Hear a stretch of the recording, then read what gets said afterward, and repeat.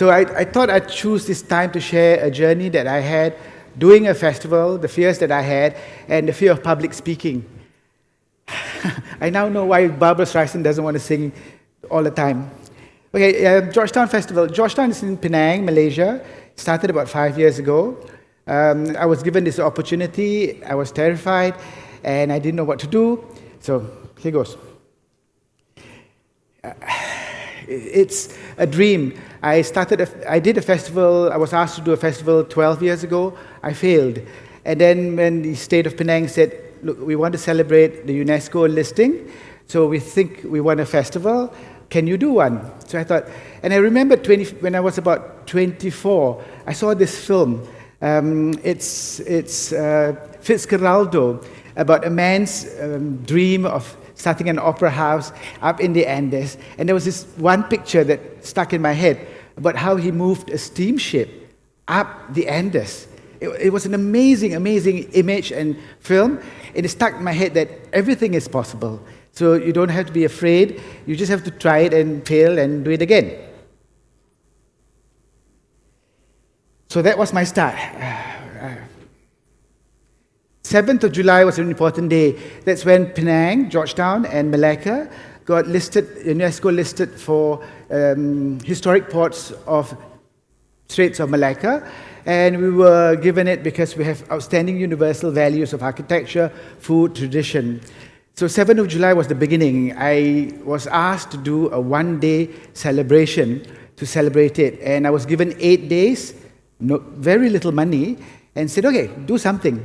So I thought, okay, I called a lot of people, put on a show, and it was relatively okay, except the winds came, and the stage that we built in an open air, which was like 40 feet high, nearly came crashing. I remember climbing up this bamboo scaffolding and saying, God, please, if it falls down, I'm flying out of Penang and never coming back. Time, 8 days to do an event. It was seemingly impossible because what do you do for 8 days? So I took on a project called the Kisah Pulau Pinang, the story of Pulau Pinang. I invited singers that were from Penang, from 80-year-old singers to pop bands that were out of fashion to young new singers. 8 days, I didn't know what to plan. I was just putting it together like a series of shows on stage. The big F word that came was fear. I was really, really afraid. And there was this thing about, oh, what do I do? Fear, and then funding and failure. I was asked to do a festival in 2001, and this is the second time I've ever mentioned this to anyone, publicly or privately. I was given a festival, I failed because I didn't know how the system worked, what to do. I was already given a template, do this, these are the programs, you just run the festival. So it was a meaningless festival director. But I did it, I failed, I was really upset. And I told myself that someday, if ever I was given another chance, I would want to have to do a festival. So secretly, I had a desire. So the 4 words, fear, funding, failure, and you've got to have friends.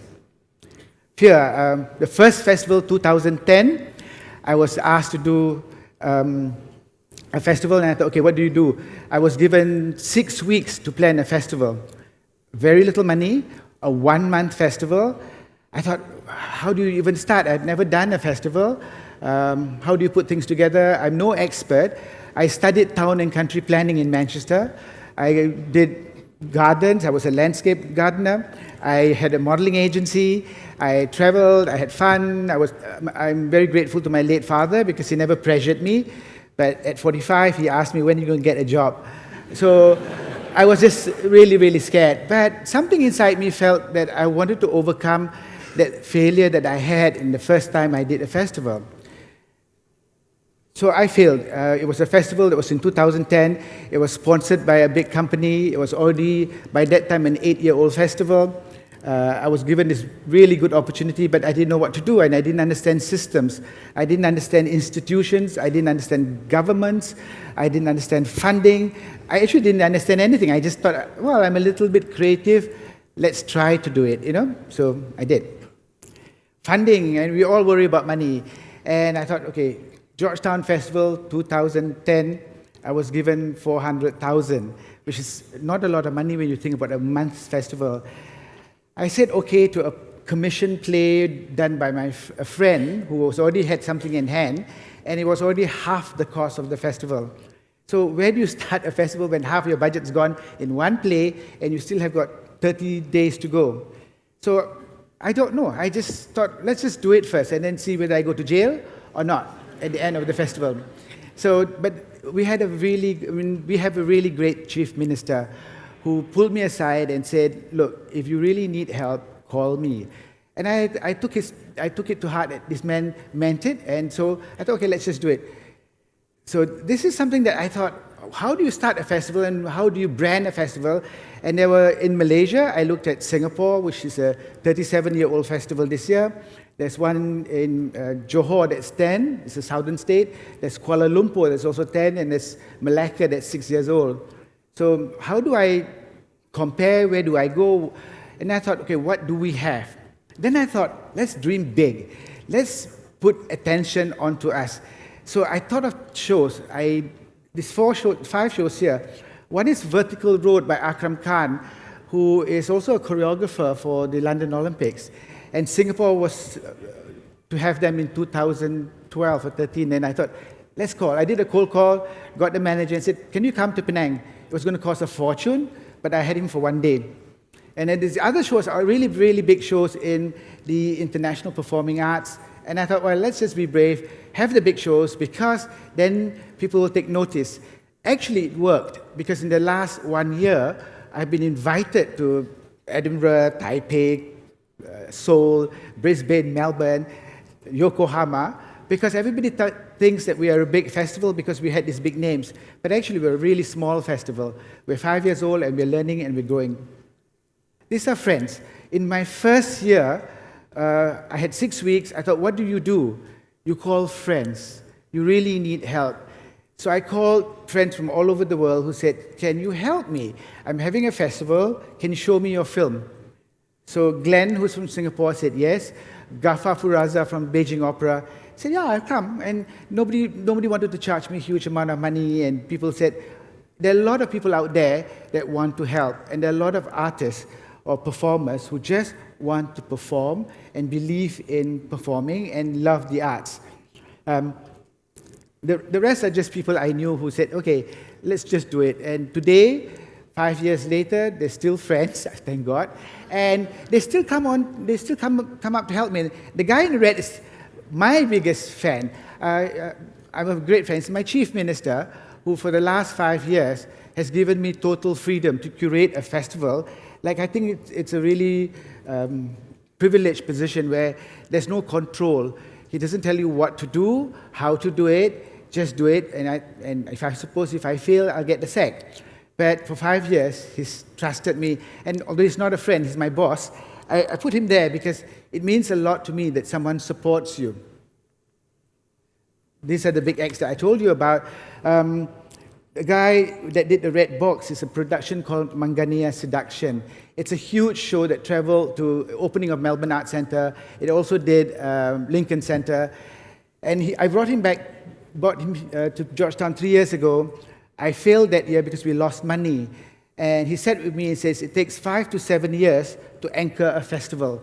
So don't be afraid. Know what you do and go your path. And I always thought, like, okay, if Buddha, Muhammad, and Jesus can walk the path and get stones thrown and put on a cross, so as long as you know what you're doing, there will always be unbelievers. But you know what you're doing, and maybe they will like you after you die.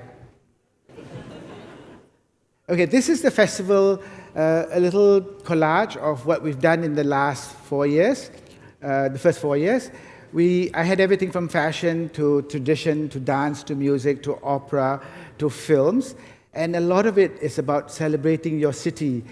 I came because Martin invited me. I fell in love with Chiang Mai. I'm very inspired by Martin and what you all do here, how you plan and strategize and how you work together. Chiang Mai is very much like Penang. It's a fabulous city. It speaks to you. It's a great canvas for a festival.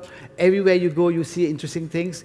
You don't have to put it in cold, empty halls or ballrooms. You can put it outside. So Georgetown and Penang shares something very similar with Chiang Mai.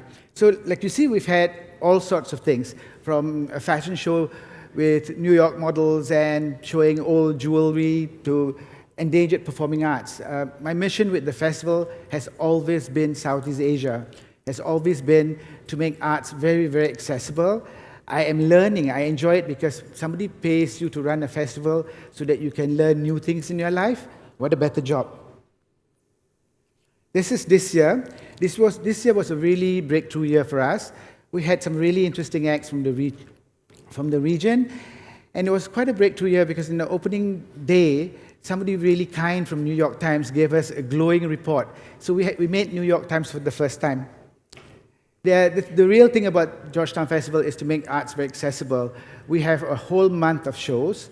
A lot of the shows are free and accessible, and one of the big shows that we have is a street festival that we call it Victorian Armenian Street Project, where 100,000 people come. Everything is free, from international shows to tradition to local acts. It's a journey. I've always felt that it's like we're all sailing our little boats, ships and yachts or whatever. We're in an armada that's going somewhere with something. And for us, for me, it's always about the arts and culture and tradition. And I want to share it with the rest of Southeast Asia. There's 600 million of us here. I'm also working on another project called Trop Fest, which is a film festival, and I met somebody called Apichapong here, and I thought, wow, what an amazing man, and yet somebody in Indonesia or Philippines has not even heard of this man outside the film circle. So I would like to take this opportunity to come here again and again and again and learn what you all do here, and for anyone else in Southeast Asia, let's share this journey, let's work together, and you have to overcome fear about talking and doing a festival. Even if you don't have money, just do it, fail, and then hopefully somebody out there likes you and gives you money. Thank you.